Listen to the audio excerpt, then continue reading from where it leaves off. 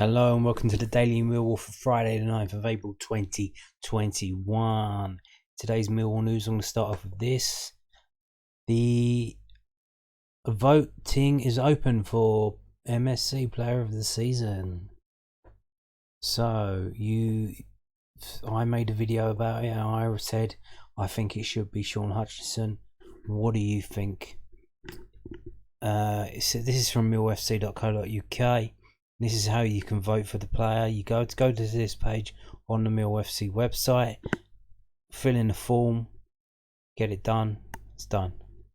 Voting is open for the Mill Supporters Club 2021 Player of the Season. It has been a unique season on and off the pitch, but at the end of another campaign drawing nearer, who do you want to claim the crown of Player of the Year? Perhaps the safe hands of Bartosz Białkowski have impressed you enough to win back-to-back titles. The likes of Sean Hutchinson and Jake Cooper have provided solidity and consistency in the back four, whilst going forward, Scott Malone has chipped in with his fair share of goals and is sure to be in the running. Maybe Jed Wallace gets your vote. Ryan Leonard impressed until suffering an unfaltering long-term injury, and George Evans has calmly slotted into the first 11 with so many to choose from. Get your vote in now. Who's your man? You can click here to vote, with lines closing on Tuesday, the 20th of April. Junior Lions can also vote for the Player of the Year via the above link. To register, click yes on the Are You a Junior Lion box. So here you go. It's open. I'm sure you have your thoughts and opinions on the matter. The voting closes on the 20th. We have 2 games before that, so maybe you want to wait until after them, till the last second. Tomorrow's game against Swansea and the game in a week against Brentford. So that's up to you. I've already cast my vote. I cast it for Sean Hutchinson. Moving on. Open letters. A lot of open letters today. Here's one. First one, I'm going to bring you 2. This is from EFL.com. And it is an open letter to the government. It says Sports Organisations open letter to politicians. Sports supports COVID certification review as a credible option to enable full venues. And the gist of this is they're begging, or they're basically saying to the government, all the governing bodies have signed this. If you let us open fully and we can have everyone in the stands with no social distancing, we'll support your COVID vaccine passport. We will. Just let us open fully and let us start making money again. So here we go. Let's have a read. It says, sports support COVID certification, testing and vaccination review as a credible option to enable full venues from 21 June onwards. We welcome the government's commitment to securing a return of spectators to sporting events and support all political parties and the devolved administration have shown to returning sport at all levels throughout the pandemic. This week's announcement by the Prime Minister that the government's roadmap for easing lockdown restrictions remains on course is very welcome news. Sporting events can continue to plan for the return of small numbers of spectators from 17 May. At this stage of the process, all spectators will need to follow social distancing requirements and attendance will be capped at a maximum of 25% of larger venues' capacity. However, this will still be insufficient to end sports' COVID financial crisis. Looking ahead to June 21, we support the government's ambition to secure the full return of fans without restrictions if possible. Having to have an app on your phone that says if you have had COVID in the past or you have gotten a COVID vaccine is a restriction.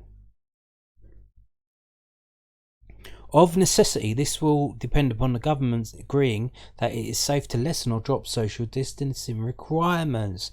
How this can be achieved is being examined by the Events Research Programme, which is looking at a range of options, including the extent to which social distancing can be relaxed.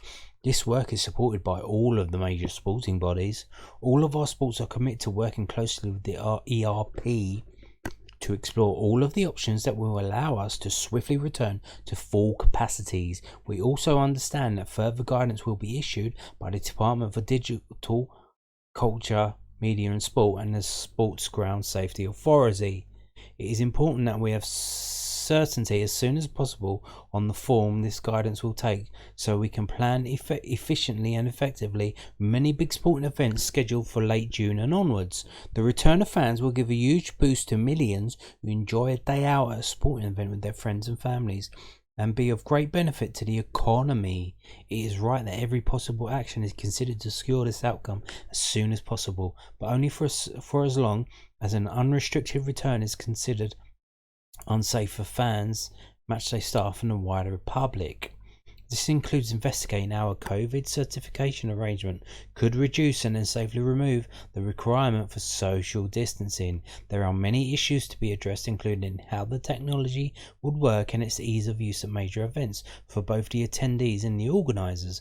All of our sports can see the benefit that a COVID certificate process offers in getting more fans safely back to the sport as quickly as possible. We know that our stadia can only be fully filled with assurance process. This process must ensure that everyone can access stadia and must include arrangements that would verify a negative COVID test or an antibody test alongside vaccine certification. So they just said we want fans back without restrictions. We'll do anything we can, and they're literally saying here that we need to make sure that the people we're letting in are certain types of people, so they will be discriminating. And then it says the final approach must not be discriminatory. Like literally, you are discriminating. You are discriminating. That's what that is. So if I haven't had COVID and I haven't had the vaccine, I can't go down the den and watch Millwall play. Are you fucking kidding me? Are you fucking serious? What is this fucking shit, man? The final approach must not be discriminatory, should protect privacy and have clear exit criteria. Oh, so it's just for a while, guys. It's just for a while. It's not permanent. We also reiterate that certification should not be a requirement for any form of participation in grassroots sport around the country. Based on these principles, we support the review of the use of COVID certification for major events. Any final decision on their application should follow an assessment of the evidence gathered in the forthcoming ERB trials. We look forward to working with the government and all interested parties, including our stakeholders and fans, to deliver a great sporting summer the whole nation craves. This line here, we also reiterate that certification should not be a requirement for any form of participation in grassroots sport around the country. So they want all the fans to be tracked and monitored and discriminated against, but they don't want the actual players to be, or the coaches. So it's rules for us, but not for them. That's what they're saying here. This is an open letter from whatever that is at Wimbledon. I guess it's English lawn tennis cunts, Wimbledon. English Football League, England and Wales Cricket Board, Football Association, Lawn Tennis Association, Premier League, Rugby Football League, Rugby Football Union, Scottish Professional Football League and Silverstone Circuit. So there you go, an open letter to the government saying please let us fill our stands.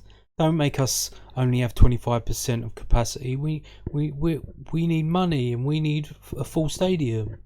So if you let us do that, we'll do the COVID passport. We will. We'll track all our fans. Can you imagine tracking Millwall fans? That's a dream come true for the people involved in football policing. Can you imagine that? They'll be able to print out a list of everybody who's going to the Millwall game. They'll be able to print out a list. They'll have your date of birth. They'll have your eye colour. They'll know which vaccine you took, where you took it, where you live. They have a whole ream of data that they can mine through as they track you. This is a joke, to be honest with you. I don't know what you think, but this is a joke. Open letter. Open begging letter. So that's the first of today's open letters. Here's another open letter. This is from the PFA.com. That's the Professional Footballers Association. Squad size limits. The PFA has written an open letter to EFL clubs regarding new squad size limits introduced without the required consultation or agreement from the PFNCC. And here they say, to all Championship clubs, League 1 clubs, League 2 clubs and all EFL players. Dear all, we love you. Now, the squad size limits to Championship, League 1 and League 2. As you know, the PFA was recently required to take hard salary caps to arbitration, where the independent panel unanimously confirmed that the introduction of the salary cap without prior agreement of the Premier League, the FA and the PFA, acting through the PFNCC, was in breach of the legally binding PFNCC constitution. Following the logic of the panel's decision in the salary caps case, the PFA expected the EFL to remove the squad size limits, which were 25 for the Championship, as from next season, 20 for Leagues 1 and League 2. Because these limits were also introduced without consultation or the agreement required from members of the PFNCC, unfortunately the EFL is refusing to withdraw the squad size limits. Frustrating as this is, unless another solution can be found, the PFA must now therefore consider commencing a further arbitration claim and or bringing other legal claims. This would cause a further needless waste of legal costs, money that ultimately the clubs themselves have to pay if the EFL is again unsuccessful. Our proposal, to avoid further legal costs and uncertainty for next season, the PFA has proposed to the EFL a temporary limit of 25 players across all EFL leagues, pending a proper discussion of the underlying issues and best way to resolve them. So that was the limit that they put on for the Championship. So they're saying we're gonna agree to that temporarily for all the leagues as we discuss things going forward. But the EFL has rejected our proposal. But we believe there exists a majority of clubs in the EFL that would prefer to have stability and certainty for next season instead of suffering the inevitable uncertainty that another challenge through arbitration on the courts brings. We believe there are very important issues that need to be considered, including it is not fair to impose a squad size limit of 20 for Leagues 1 and League 2 in a 46 match league. The demands of the EFL season mean that limiting squad sizes increases the risk of injury to players. That's a fair point. It is a fair point. Squad size limits have nothing to do with the current pandemic. All clubs should be free to set their own squad size, large or small, taking account of their own economic circumstances. So free trade. Command economy or free trade. If you've got the money, spend it. And there's the thing. If the clubs go out of business, they go out of business. It's happened in the past, and it's going to happen in the future. It happened to Bury, it happened to Accrington, Stanley way back in the day. It happened to Gretna in Scotland. A club is a business. If the business fails, it fails. You know? Clubs relegated from the Championship will be forced to honour multi-year contracts to players who are no longer able to play due to reduced squad sizes. So, what usually happens there is any player that's out of contract, they're out of the door. So that happened to us when we got relegated. Like, there were players we wanted to keep, but we had to let them go because we needed to cut costs massively. So that's what happened. We just had to let them go and not re-sign them. That's how it goes. The Premier League has a squad size limit for its own unique reasons, nothing to do with clubs in the lower leagues. So it seems like so the Premier League introduced this squad size limit thing. That's because they have so much money, they literally could have a squad of 50 players, and a lot of clubs are doing that. Anytime a half decent prospect comes up in the Championship, Premier League team would buy him, bring him in, and then loan him back out to another EFL team.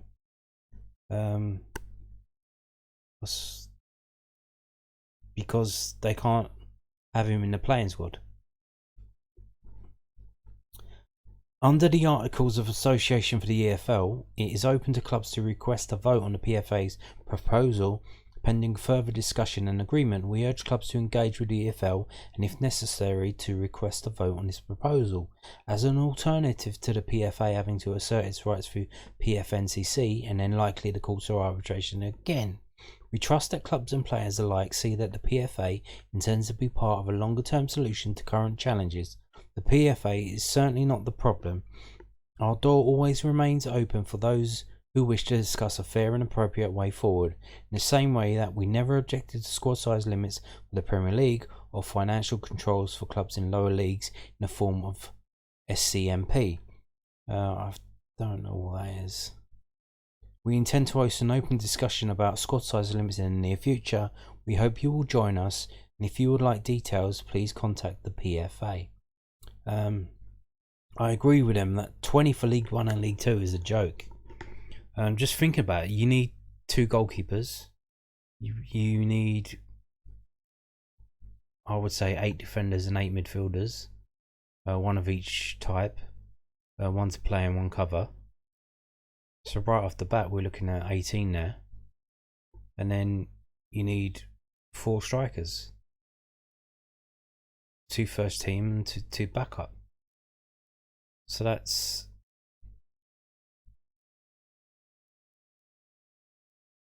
Is that 22? 8 and 8 is 16. The 2 goalkeepers 18. Yeah, it's 22. So that's more than Leagues 1 and Leagues 2 got. So they're not going to have cover for every position. That's a joke off the bat. It seems that the people running EFL don't know what the fuck they're doing. And what does it mean to have a squad size limit of 25? Does that include youth players or not youth players? Or is it only players over 23? So you could have 25 players over 23 and then all of your youth teams signed up on contracts as well, and registered. Can they play or can they not play? What happens? See, in the NFL, they have this thing called injury list, injury reserve. They have like practice squads and stuff like that. So when a player gets injured, you tell the league, this player's injured, this is how long I think he's going to be out, and then you switch the player out. Can you do that for this? Can you bring one of your youth team in to replace one of your injured players from the 25? This is just a complete shambles by the EFL again. Why do they keep trying to fucking mess with things, man? Trevor Birch, there you go. Chief Executive of the EFL, doesn't know what the fuck he's doing. Anyway, so there's 2 open letters today. I thought that was interesting. I thought I'd share that with you. But there's more pressing concerns. Tomorrow morning or afternoon, but midday, 12:30, at the Den versus Swansea. Aberystwyth or whatever they're called. here we have whoscored.com, a little head to head. Previous meetings between Millwall and Swansea. So the last 6 span 20 years, because they did have that spell in the Premier League. So game last year in June was a 1-1 draw, and then 20 years ago in September 2000 we beat them 1-0. It's been a pretty it's pretty even. Won 2 games, drew 2 games, won 2 games. But there is a pattern there that Swansea get players sent off. They do get players sent off. It do be like that though, don't it? So, and when we've won, we kept clean sheets. And when we draw, it was a score draw, 2-2, 1-1. So there you go. But here you go. So the table, as it stands, Swansea are in 4th with 69 points. Millwall are in 9th with 58 points. But you can look, if you can see there, the form. Well, let's have a little Millwall in the form table, the last 6 games. Millwall are 4th and Swansea are 23rd. Absolute fucking dog shits. They've lost their last 4 games, you can see here, which were, if I scroll down, they lost at home to Preston, they lost away to Birmingham, they lost at home to Cardiff, and they lost away to Bournemouth, and they did not score a single goal. 4 games without a goal. Jesus. So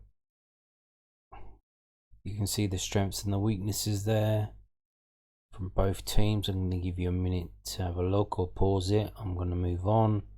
So the forecast is Swansea will score from a direct free kick, likely. Millwall will dominate in the air, likely.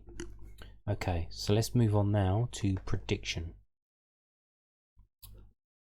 This is also from whoscored.com.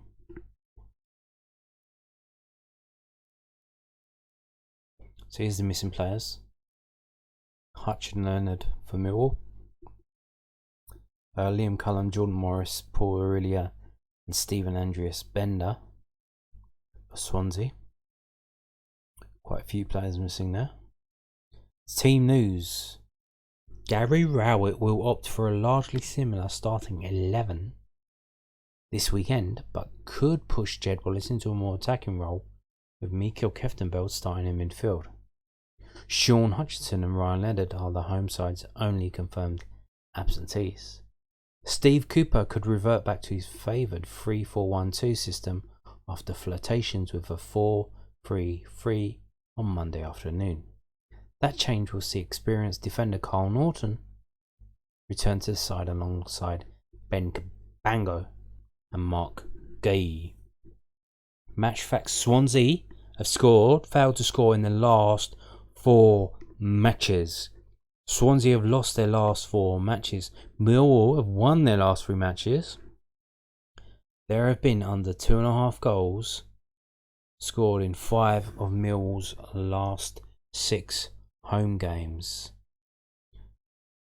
There have been under 2.5 goals scored in 5 of Swansea's last 6 games. Millwall have won with a 1-goal margin in their last 3 matches. Swansea have lost with a 1-goal margin in their last 3 matches. So, what do you think they're going to predict then? Prediction: Millwall 1, Swansea 0. Millwall scored first in both halves on Monday as Murray Wallace and Mason Bennett's goals helped the London club claim a deserved 2-1 victory away from home. The Lions have won 3 league games on the bounce and are finishing the season with a flourish. Swansea's promotion hopes are now completely dead in the water after Matt Grimes' own goal condemned the Welsh side to a 1-0 defeat against Preston earlier in the week. Steve Cooper's side have lost 4 consecutive league games and are in danger of dropping out of the playoffs altogether. And if we are to replace them in the playoffs, this is the kind of game we need to win because it swings it extra hard. We get 3 points, they fail to get 3 points, closes the gap on them. It's the kind of game we need to win. Will we though? Will we though? I think we will. I think we are going to win 4-0. I think Swansea are going to get absolutely battered and they're probably going to get a player sent off, and I think we're going to win 4-0. There's going to be a penalty and 3 other goals. So that's what I reckon. Anyway, seeing as we're talking about predictions, it's a Grand National tomorrow as well. I predict Magic of Light. Magic of Light. So there you go. There's a tip for the Grand National as well. Magic of Light. Thank you for watching. Bye bye.